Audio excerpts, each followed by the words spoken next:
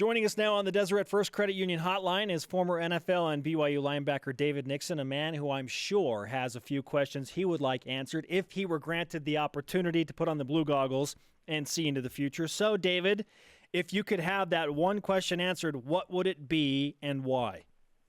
Well, obviously I'm a defensive guy, so I'm sticking on the defense. I'm saying who will emerge as the elite pass rusher in this upcoming season. When you're facing Josh Rosen and New Solomon, you've got all these, prolific quarterbacks you're facing this year.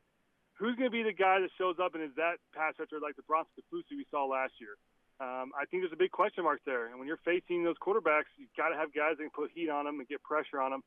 Hopefully it's by committee, but usually you want at least one guy or two guys to emerge to where you go to that nickel package, that dime package, you can put that guy on the edge, and it's almost a given. You're at least going to get some pressure on him, if not hopefully a sack. Of course you used the word elite, too. Come on, man. Well done, David. Come on, man. Well done. Had to. Who do you think that guy could be? Because BYU's going to go to 4-down linemen. You're putting, like, the Will linebacker with his hand in the ground now, I guess. So it's going to be – or the Sam. I can't remember. But it's going to be interesting who that guy is. Is it Handsome Tanielu? Logan? Is it a tackle? I'm not sure. I don't think there is a Bronson Kafusi type on this team, but who will be the closest to him? Yeah, I agree. It's kind of a big question mark. I mean, you look across the board, you got Laulile, you've got Tautu, Takitaki, but even with that, with Fred Warner being, one of those three stacked linebackers, I mean, when it comes to passing situations, you can rotate your guys anywhere, right? And when you go to a nickel dime package, you bring in a safety, you usually take out a backer, and so you almost think you maybe shift Fred up there. But that's why I would answer. Who's going to be that guy? Who's going to work this off season right now during summer? Who's sticking, after workouts for hours, working on their hands, working on moves, coming up with ideas and watching film of pass rushers in the NFL that have done well, J.J. Watt, those type of guys. Watch the film of them and trying to learn from them and then implement those, techniques into their daily, grind, I should say, their daily practice of trying to get better. So, I think it'll be pretty evident in fall camp in those first few games who that guy is. But, once that coaching staff, especially this rookie, defensive coaching staff, once you have that guy, man, it helps you out so much because you can rotate him around and you really can showcase him. You bring blitzes from his side. You can bring him from really anywhere. And we saw that back in the day with Cal Van Noy. Coach Minhall would put him anywhere on the field. He'd line him up as a nose tackle sometimes to try to create mismatches and get him in there and get some pressure. So I'm really interested to see how that all plays out. But you're going to have to when you're facing these now, sophomores, junior, senior quarterbacks with Rosen and Solomon, and then we'll see what happens with Utah where they get their quarterback and who it is. But those first three games are going to be brutal, and you've got to create a pass rush or that secondary once again is going to be left out to hang. All right, David Nixon, you have stated your defensive-minded question. If you were to ask any other questions, let's say because you're special, you get to have two questions answered. What would the second question be? You guys are always so kind to me. I love it. I think for me, the second one is with the schedule you're facing, who's going to be the two deep? We obviously know who the starters are, most of them at least. And we've seen most of those guys play. Jamal Williams, we've seen Taysom Tanner. We've seen all these guys play. But the question is, on the two deep, who's going to emerge as playmakers there? Because when you have this tough of a schedule, the starters can't be out in the field 100% of the game each game. You're going to get guys nicked up and guys are going to get tired, et cetera, because it's going to be a grind this year, no doubt. And so for me, the next critical question is, who in that two deep can emerge to either push those starters and maybe take over a starting role, or at least provide that much-needed relief to let guys get some rest and rotate guys in and out.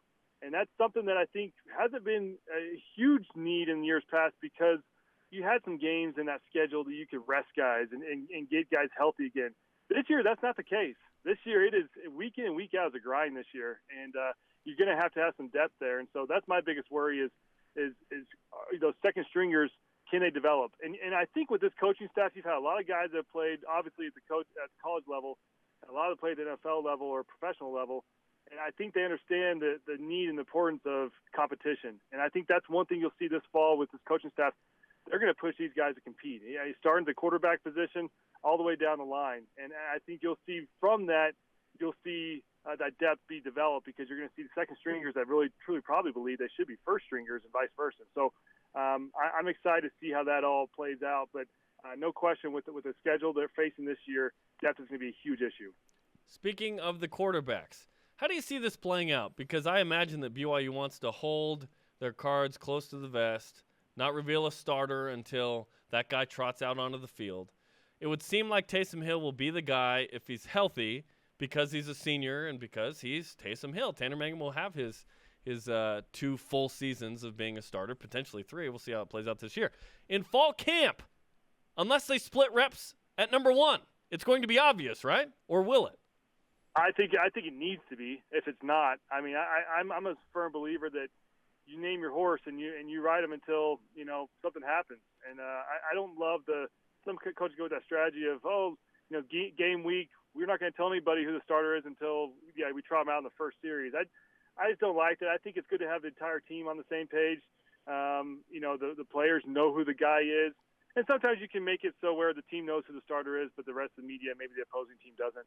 But I would hope that the team knows who that starter is before fall camp starts, because you want to know who your leader is. And obviously there's a lot of pressure on that starter to go out there during fall camp and rally the troops. If you have a bad day of practice, that leader, that quarterback should be in the meetings, not the coaches. The quarterback should be in there kind of ripping apart his offense and kind of making some changes himself. So I think it should be declared prior to the season starts. I don't know what Kalani and the rest of the staff has planned, but I agree. I think Taysom's the guy you go with because of his background and his experience. I think he's the guy you go with and kind of see how it all plays out this year. You said before the season starts.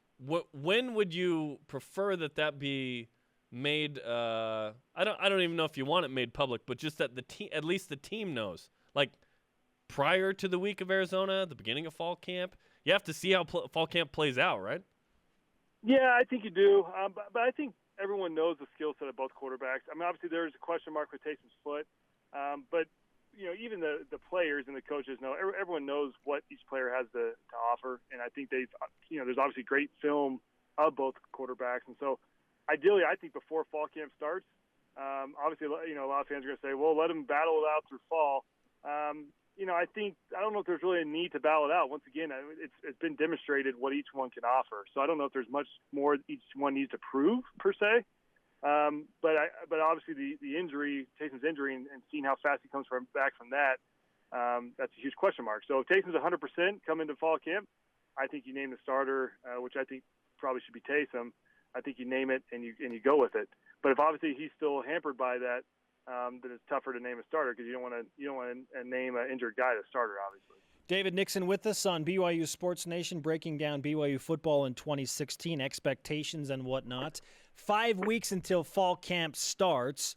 What is it like for a player at BYU right now with that countdown on, knowing that, man, I still got to get through the grind of the summer, 5 more weeks before we can actually start official practices?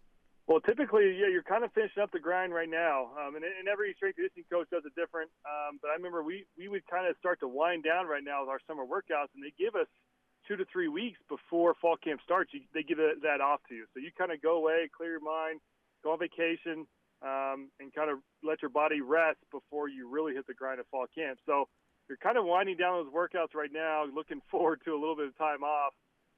But at the same time, that really in football there is no time off. I remember I'd go on vacation. We went to Hawaii one year, and sure enough, there was a field across the street from our apartments or from the hotel we were at, and I was running sprints, and people thought I was just a weirdo, just running up and down, running up and down this vacant field. But you obviously keep working out, but it is nice because you do need some time to recover because the summer workouts are pretty strenuous. I mean, they're obviously prepping you to get ready for the season. So it's nice to have a couple weeks off. But now's the time you're starting to get antsy. I mean, this week we hit July, and that's the golden time because you realize this is the month we report to camp, and so and get ready for camp. So it's an exciting time. I know those guys are getting antsy. It's just right around the corner, and I know they're probably preparing for it and watching lots of film on the upcoming teams, but also getting lots of workout in with your teammates because everyone's got to be on the same page once you hit fall camp. We were debating this in our pre-show meeting as well a little bit. What if I told you that BYU went 8-4 in the regular season? Would you take that right now, or would you play it out and see if you could win more? I would take it. I would take it with what you've got, with the schedule you've got. Man, I would take it. But at the same time, I mean, then it takes away the fun of it, right? I mean, with the question mark being over Taysom and his health, I think if you have a healthy Taysom, 8-4 is very achievable. If not 9-10 win season. And even with Tanner, I think they can get to those numbers. But I love the wild card Taysom and his health right now, and if he's healthy, man, I think it could be a really special season.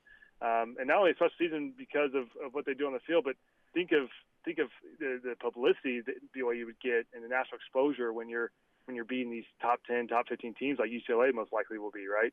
So it's an exciting time. I mean, I think you look at us fans, we're all excited. Just imagine the football players that are looking at the schedule and realizing you've got some studs coming back with Jamal. Having him back after a year, Taysom back after a year.